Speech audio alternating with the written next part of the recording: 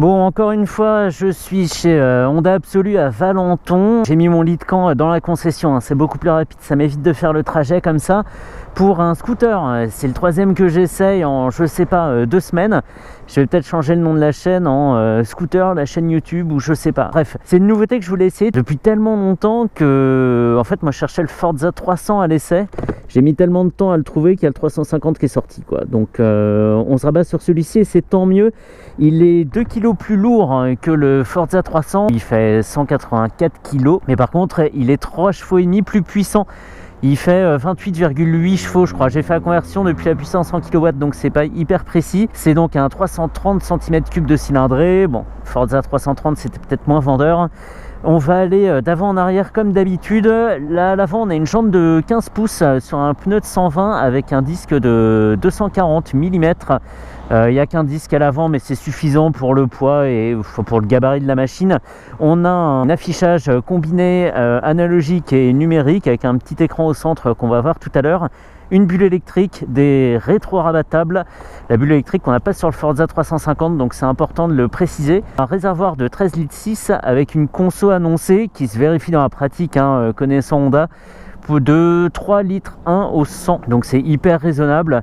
Faites le calcul. Donc on continue. Le moteur, on l'a dit, 28,8 chevaux avec une transmission par Vario. Ça j'aime pas trop. J'ai honnêtement peur d'être déçu comparé au Forza 750 qui lui est génial avec son ensemble moteur-boîte qui fait parfaitement le boulot. Vario, j'aime pas trop. Et pour finir, 2 amortisseurs réglables sur 6 positions, un pneu de 140 de large sur une jante de 14 à l'arrière avec un disque qui fait 256 mm. Il est plus gros à l'arrière qu'à l'avant. Je sais pas pourquoi, je sais pas. C'est le monde des scooters, certaines notions m'échappent encore. Et la selle, paf, paf, paf. Non, c'est pas comme ça? Ah si, c'est comme ça. Blong. Waouh. Waouh. Là, il y aura la place pour un intégral parce qu'il y a une très bonne découpe dans la selle. Il y a une très bonne réservation dans la coque.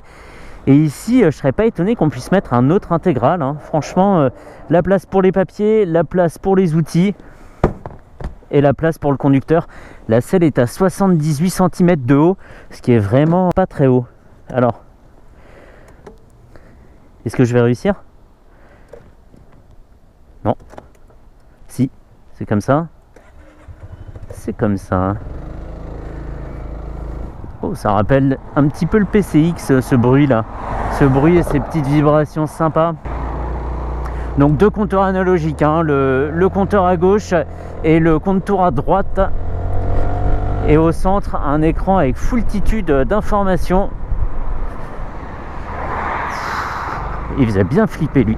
Mais il a vachement la pêche, punaise. Ah, je m'attendais à un truc. Enfin, on va attendre, voir si ça se confirme. Mais on se rapproche vachement de la prise constante du Forza 750 où on n'a pas besoin de faire gueuler le moteur pour commencer à avancer. Là, c'est pas le Vario désagréable. Après, moi, j'ai peut-être pas forcément les bons exemples de scooter à Vario, mais celui-ci est assez plaisant. Les pieds ont une drôle de position à plat, un peu en pointe comme ça, là de part et d'autre du tunnel. Suspension ferme mais pas désagréable, ça va. Et on est très bien calé sur la selle, elle n'est pas très profonde pour le pilote. Et on a ce petit dosseret là qui tombe parfaitement en bas du dos, c'est excellent. Alors c'est pas un dosseret fait pour nous empêcher de tomber à la renverse non plus, hein, mais on est super bien calé. Et il n'est pas très large entre les jambes quand on sort un pied. Waouh. Attends, les pneus sont froids, tu vas peut-être arrêter de faire le foudingue là. Ouais, d'accord, ok, allez, arrête de faire ça, tu vas te mettre par terre. Il est tellement vif, le passage d'un angle à l'autre, comme il y a peu d'effets gyroscopiques à cause des petites jantes, c'est hyper nerveux. Le poids étant assez bas, il bascule facilement. Et si je continue, c'est moi qui vais basculer complètement. Donc calme-toi, calme-toi. Et alors ce qu'on a, oui, c'est la bulle électrique. Voilà, d'une rapidité de folie. C'est presque une guillotine le truc. Je vais pas mettre ma tête au-dessus, ça c'est sûr. Alors là, ça lui donne un air hyper racé avec la bulle en bas. On dirait presque un accessoire aftermarket. Et tout en haut, paf, on verra la bonne position pour protéger mon 1,73 m. Mais c'est un truc qui aurait été super bienvenu sur le Forza 750 par exemple. Je sais absolument pas pourquoi ils l'ont pas fait, étant donné qu'il y avait toute la place qu'il fallait. Je sais pas, peut-être une question de contrainte technique dans le carénage, j'en sais rien. Et on a le stop and start dessus. Alors là, est-ce qu'il est activé? On a le stop and start? Ah, là je l'ai coupé. Et il était activé, mais il s'est peut-être pas déclenché comme le Scoot est en phase de chauffage. Je sais pas, je dis n'importe quoi. Et alors il est proposé en 4 couleurs. Il y a ce très beau gris mat noir, c'est 2 couleurs, gris mat et associé à du noir. Il y a le gris clair, appelé gris solide, parce que c'est une traduction de l'anglais qui est pas très jolie. Et, il y a le bleu et il y a le rouge. Il est proposé à 5 900 €. Là où le Forza 300 est à 5400 en promotion. Donc faut réfléchir, voilà, il y a un petit peu plus d'agrément sur celui-ci. En même temps, prendre le Forza 300 pour le toucher moins cher, voilà, 3,5 chevaux de plus sur celui-ci, 2 kg en plus. Bon, à réfléchir. Moi je prendrai la nouveauté. C'est un éclairage full LED, je le vois parce que même en plein jour devant, on remarque très bien le pinceau de lumière. En ville, rien d'exceptionnel. La selle est un petit peu ferme, je le remarque maintenant. Et pourtant, elle est très épaisse, mais le matériau doit peut-être encore se faire, sachant que celui-ci est pas très vieux. Et moi, ce que je veux voir, surtout parce qu'en ville, en ville, un Scoot, c'est un Scoot. Il n'y a qu'au feu rouge que ça fait la différence. Réflexion typique de Parisien. Le feu rouge, combien il fait au temps au feu rouge là? Le TFR, le temps au feu rouge, c'est ça. Mais ça s'exprime en nombre de personnes que tu crames. C'est pas un temps, c'est pas une distance, c'est le nombre de personnes cramées. Le TFR. Bref, voilà, en ville, c'est un scooter comme un autre, on va dire. C'est vrai qu'il est très vif, la roue avant de 15, ça rassure. Mais moi, ce que je veux voir, c'est comment il s'en sort sur autoroute. Quand on est à 90, est-ce qu'on a de la reprise pour se dégager, doubler, voilà, si nous prend l'envie d'aller un petit peu plus vite. Ça sera intéressant parce que c'est aussi pour ça qu'on prend un 300 ou un 350 plutôt qu'un 125. Donc on va voir ce que ça vaut. On va aller sur l'A86 et les pieds sont bien protégés quand ils sont à plat. Aujourd'hui je suis en basket, c'est pas très bien et pourtant je ressens pas de fraîcheur à ce niveau là. Et par contre la position confortable pour les pieds quand ils sont en avant, c'est comme ça avec les talons qui touchent pas le sol, ce qui peut être un peu fatigant parce qu'on est obligé d'appuyer sur le repose-pied d'une certaine façon. Et par contre, si on va avoir les talons par terre, comme ça veut dire que la cheville est très pliée, le pied est très ramené en arrière. Alors c'est peut-être juste une question d'habitude, moi c'est mon point de vue de motard, mais je trouve pas ça très confortable. Et c'est évidemment dans ce gabarit contenu, c'était peut-être compliqué de faire beaucoup mieux en termes d'espace. Je vais garder les pieds à plat, c'est pas mal. Allez, gaz. Ça va. Ok, la bulle est pas dans la bonne position, je suis pris dans un espèce de remous pas top. Non. Ok, bon, c'est pas grave. Sensation très étrange. Je sens du remous qui vient par le dessus pour me taper sur le haut du casque. Et en même temps, je suis contenu dans le tourbillon généré par le scooter. Et j'ai le vent qui pousse mon dos. C'est très étrange. Il est à la pêche, et sans gueuler en plus. Là, je suis à plus de 7000 tours minute. Il est d'une discrétion vraiment remarquable. Et il n'y a pas de montée en régime exagéré pour faire avancer le bousin. C'est vraiment hyper bien calibré tout ça. Et sur des rythmes autoroutiers, il est bien présent aussi. Il n'y a pas de souci. En termes de performance, il est remarquable. Il n'y a qu'ici à mi-régime, là peut-être entre 4 et 6000 où on a un petit manque de reprise. On a de la longe, on a une bonne accélération, de la puissance en bas. Il y a un creux et puis après on profite vraiment de la longe. On va voir si c'est suffisant pour se dégager. Alors aujourd'hui il y a beaucoup de vent, ça tourbillonne pas mal, le scooter est pas très sensible, un petit peu aux vents latéraux quand même, mais sans changer de cap, sans que ça soit dangereux, il est quand même bien posé au sol. Et alors merci 184 kg parce qu'en plus ils se font pas remarquer en temps normal, donc c'est bien. Un compteur qui manque un peu de lisibilité, il y a beaucoup de graduation, beaucoup de surcharge en fait dans ce graphisme, je trouve, hein. Et c'est compliqué de s'y retrouver, et en plus il est gradué en nombre pair. Donc on a 40, 60, 80, 100, ce qui correspond à aucune limitation de vitesse.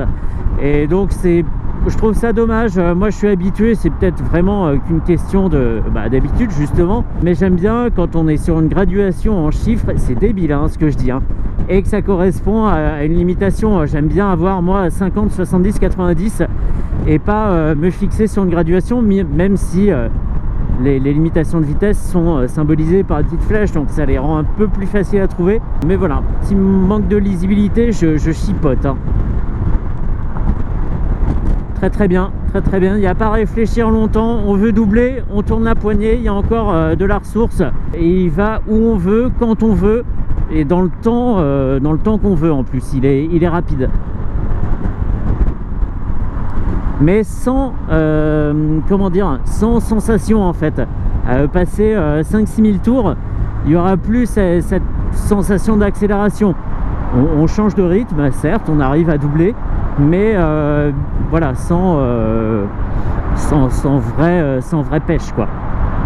Un peu compliqué à expliquer ça.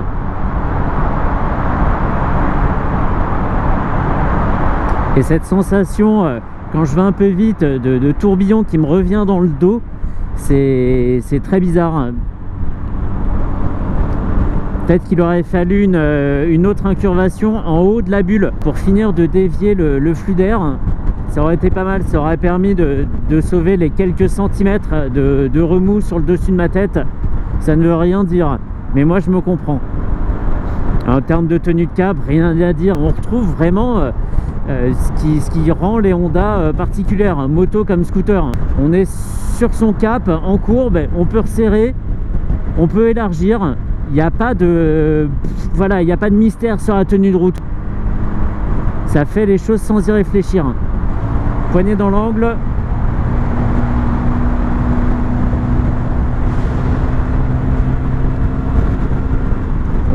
Ok, j'ai vu ce que je voulais voir. Parfait. Effectivement, rythme autoroutier, le moteur ne sera pas fatigué. On est certes haut dans les tours, mais on reste loin du maximum. Donc il n'y a pas de souci de ce côté-là. Si, il y a quelque chose que j'ai pas montré. Il y a quelque chose que j'ai pas montré parce que j'ai fait le tour du scooter par la gauche. Mais à droite, il y a une partie de mécanique qui est exposée juste derrière mon pied là et avant la roue. Il aurait peut-être mérité d'y avoir un carénage ici. Vas-y, je t'en prie. Je vais le montrer juste après. Mais franchement, et je ne l'ai pas dit, sur l'écran du centre, on trouve l'heure, la jauge à essence, la jauge de température, trip A, trip B, le temps passé, je sais pas, elapsed, l'autonomie restante, la température de l'air extérieur et le voltmètre. Et avec ce bouton, on peut faire changer, donc conso moyenne, et c'est tout en fait. Il n'y a qu'une info qu'on peut faire changer. Ah non, info B en bas. Ah d'accord. Info B, le total de kilomètres. Oh punaise! Ouais, c'est ferme en suspension, mais ça après c'est qu'une question de réglage aussi. C'est surtout à l'arrière que c'est ferme. L'avant est pas si ferme que ça. Moi et mon 1m73, on touche de 2 bonnes pointes. On est d'une bonne moitié de chaussure au sol. Ça va, pour le tenir fermement, c'est sans souci, c'est bien. Alors le TFR, on l'a vu ici, est de 1, puisque j'ai cramé qu'un seul véhicule, donc mon temps au feu rouge est de 1. Bonne machine, hein, y a rien à dire, et c'est peut-être là le problème, c'est qu'il n'y a rien à dire en fait. Le truc se vend tout seul, il suffit de l'essayer pour l'acheter, j'ai envie de dire. Il n'y a pas vraiment de défaut. Présentation sérieuse, un TFT ça aurait été compliqué pour une question de prix. Donc là c'est bien fait, on retrouve un peu voilà, cet esprit Honda avec des compteurs à aiguilles et un écran numérique. Moi j'aime bien, ça fait bim, pile dans le trou, ça fait vraiment tableau de bord de voiture, j'aime bien ça, je sais pas pourquoi. Bref, je vais m'arrêter ici.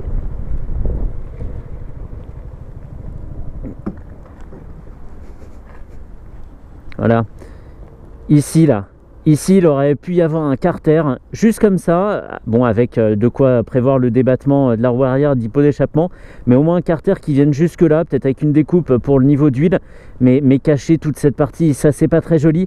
C'est même étonnant de la part d'Honda qui sont pointilleux sur les finitions, d'avoir laissé tout ça exposé en fait, c'est étrange, mais sinon non, rien à dire, c'est le Forza, c'est du sérieux, il y a beaucoup d'équipements, voilà, c'est désespérant de sérieux en fait, mais très bien, je suis content. Et le Vario, j'ai pas été déçu, j'ai pas gardé le Forza 750 et sa boîte DCT en tête, ça me l'a fait oublier, et pour ça la mission est remplie. Les pneus c'est Pirelli Diablo Scooter, punaise, on dirait le nom d'un vieux DJ quoi. Bref, voilà, fini.